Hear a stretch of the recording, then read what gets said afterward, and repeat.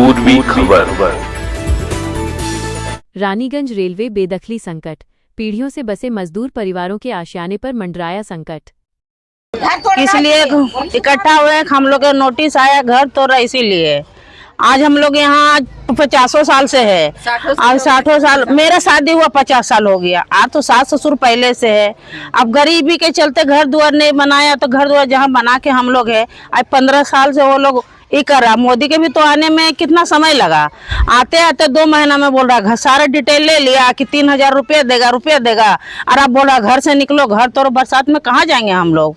समय दीजिए, चाहे कुछ हम लोग को हेल्प करिए। कहीं बहुत बड़ा बड़ा डी मांगते थे कि हम घर बना के दे रहे हैं लेडीज लोग के पखाना की नाम करने के लिए, बाथरूम दिया बनाने के लिए कि हमको वोट देगा। उसका चैलेंज था कि लेडीज लोग के हम 3000 रुपया दिए। 3000 रुपया लाले सारा डिटेल ले लिया, जमा कर लिया। और अब बोलता घर तोड़ देंगे। घर तोड़ने कहाँ जाएंगे सबके बरसात में लेके बाल बच्चा के? रानीगंज थाना अंतर्गत गिरजापाड़ा के धावड़ा इलाके में रेलवे द्वारा बर्न स्टैंडर्ड कंपनी की जमीन और आवासों को खाली करने का नोटिस जारी किए जाने के बाद से पूरे क्षेत्र में हड़कंप मच गया है। प्रशासनिक स्तर पर बेदखली की प्रक्रिया इतनी तेजी से शुरू की गई है कि यहां पिछले 60 से 70 वर्षों, करीब 3 पीढ़ियों से रह रहे सैकड़ों गरीब और रोजमर्रा के मजदूर परिवार इस कड़कड़ाती बारिश के मौसम में सड़कों पर आने को मजबूर हो गए हैं। इन परिवारों के पूर्वजों ने कभी बर्न स्टैंडर्ड कंपनी में अपनी पूरी जिंदगी लगा दी थी, जिसके बदले उन्हें ये आवास मिले थे। आज कंपनी बंद होने के बाद दिहाड़ी मजदूरी कर पेट पालने वाले इन बेसहारा लोगों को बिना किसी पूर्व सूचना या तैयारी के अचानक उजाड़ा जा रहा है। इस त्वरित प्रशासनिक कार्रवाई ने स्थानीय जनता के बीच भारी आक्रोश, व्याकुलता और गहरे डर का माहौल पैदा कर दिया है। रोते बिलखते प्रभावित परिवारों का कहना है कि वे देश के कानून और रेलवे के अधिकारों के खिलाफ नहीं हैं, लेकिन छोटे छोटे बच्चों को लेकर इस मौसम में वे कहाँ जाएं? पहले जगह दें, फिर जमीन लें के नारे के साथ आंदोलनरत निवासियों ने सरकार और रेलवे प्रशासन से गुहार लगाई है कि मानवीय दृष्टिकोण अपनाते हुए पहले उनके पुनर्वास, वैकल्पिक रहने की व्यवस्था का उचित इंतजाम किया जाए। बिना किसी आशियाने के इस तरह अचानक बेघर करना पूरी तरह से अमानवीय है। 20-25 हजार यहाँ पर एकत्रित हुए हैं समग्र ग्राम वासियों को बचाने के लिए। जिस तरह से रेलवे ने 1971 का जो नोटिस जारी किया है और घर तोड़ने की जिस तरह से अपनी नीति लागू की है, उस तरह एकत्रित हुए हैं। 15-20 है। यहाँ पर मैक्सिमम 10,000 से ऊपर व्यक्ति हैं। तो अभी इनका परिवारों का ये उजाड़ने के बाद इस तरह से जो अतिक्रमण की क्रिया जो चलाई जा रही है रेलवे के अनुसार, तो ये परिवार कहाँ जाएंगे? तो इस सब विषय लेकर आप लोग कहीं पे गए थे किसी? हाँ, इसका विषय के लिए अभी माननीय नवनिर्वाचित विधायक श्री पार्थो घोष से अनुरोध करूंगा कि हम सभी ग्रामवासियों को बचाने के लिए एक नई नीति योजना लागू करें, ताकि आने वाले विषम परिस्थितियों में बचा जा सके। ये उम्मीद, ये तो अलग सवाल हो गया आपका। ये तो अलग सवाल हो गया, मत बोलो। ये अलग सवाल हो गया। मैं कह रहा हूं कि सरकार की जो अभी जो नए मुख्यमंत्री श्री शुभेंदु अधिकारी जी ने बना है, मैं उनसे अनुरोध करूंगा कि जिस तरह से अतिक्रमण हटाने की आपने प्रक्रिया जारी की है ईसीएल और रेलवे की जमीन के अनुसार, तो मैं चाहूंगा कि इनके पुनर्वास की योजना आप पहले लागू करें, ताकि आने वाले समय में आपके जो है सुरक्षित ग्रामीण बच सकें। और अभी का समय में देखा जाए तो लगन का समय है, बहू बेटियों का शादी का समय है, और इस तरह से 30 तारीख को नोटिस दिया गया है रेलवे के अनुसार, तो हम सभी कहाँ जाएंगे? इसलिए अनुरोध करता हूँ श्री पार्थो घोष जी से, श्री शुभेंदु अधिकारी जी से, इस पर तत्काल कार्रवाई की जाए और हम सभी के लिए एक निश्चित परियोजना लागू की जाए। क्या नाम है आपका? मेरा नाम उदय नोनिया, कौन सा जगह है? लाइकबान। स्थानीय लोगों ने साफ चेतावनी दी है कि यदि प्रशासन ने उनके पुनर्वास पर जल्द कोई ठोस कदम नहीं उठाया, तो वे अपने अस्तित्व की लड़ाई के लिए उग्र आंदोलन को बाध्य होंगे।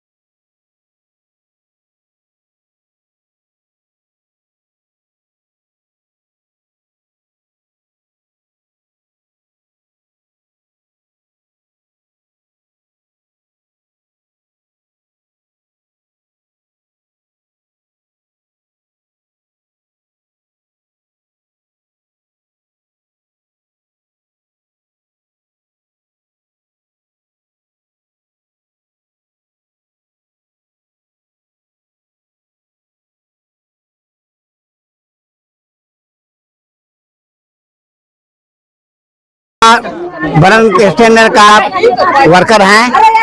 वर्कर कम से कम 8,000 आदमी यहाँ पर है परिवार से ही। अच्छा, तो हम लोग का 83 में पैसा बढ़ा था, 2.2 रुपया करके बढ़ दिया था कंपनी को। तो वो पैसा हम लोग का अभी तक लागू नहीं हुआ है। एक बार यूनियन बोला कि फैसला हो गया है, लेकिन फिर भी केस चालू हो गया है। अभी तक केस चल रहा है, अभी तक कोई सुनवाई नहीं हुआ है हम लोग का। और इधर में केस चल रहा है, इधर रेलवे करा के तो घर खाली करो। तो इसका कोई मतलब नहीं है।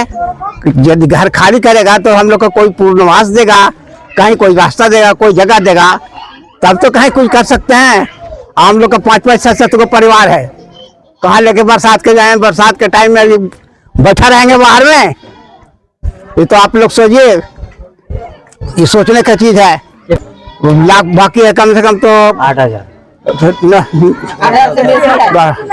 क्या है, 5,000 होगा। 5,000 आदमी का पैसा बाकी है। अमाउंट बताइए।